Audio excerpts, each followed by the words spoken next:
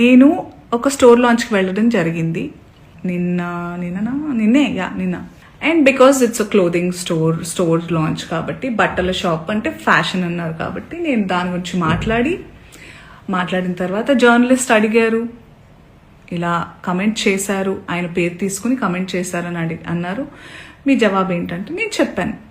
నాకు అనిపించింది, ఆయనకు అనిపించింది ఆయన చెప్పినప్పుడు, నాకు అనిపించింది నేను చెప్పాను.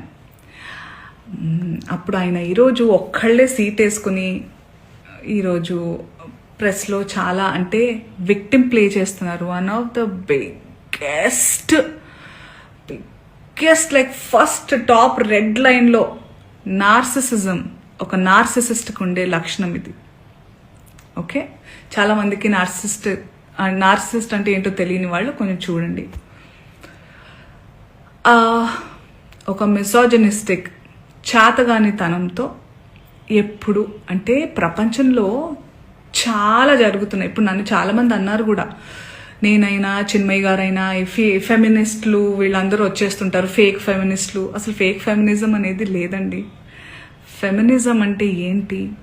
ఆడవాళ్ళకి మగవాళ్ళకి సమానమైన హక్కులు ఉండాలి అన్ని విధాల అని అనేవాళ్ళు.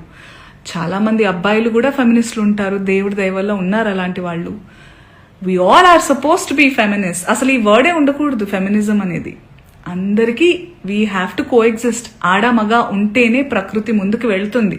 ఆ ఈక్వాలిటీ ఉండాలి.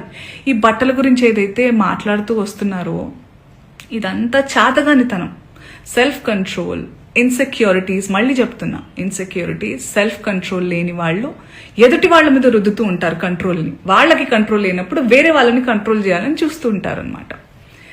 అదే ఇప్పుడు క్లియర్ కట్ సినారియో. అందుకే నేను ఇంకా సింపథైజ్ చేస్తున్నాను. ఈరోజు కూడా పాపం సింపతి గ్యాదర్ చేసుకుని కూర్చుంటున్నారు కాబట్టి నేను సింపథెటిక్ గానే ఉంటాను. పాపం ఆయనకు అదే కావాలి కాబట్టి అదే ఇస్తున్నాను.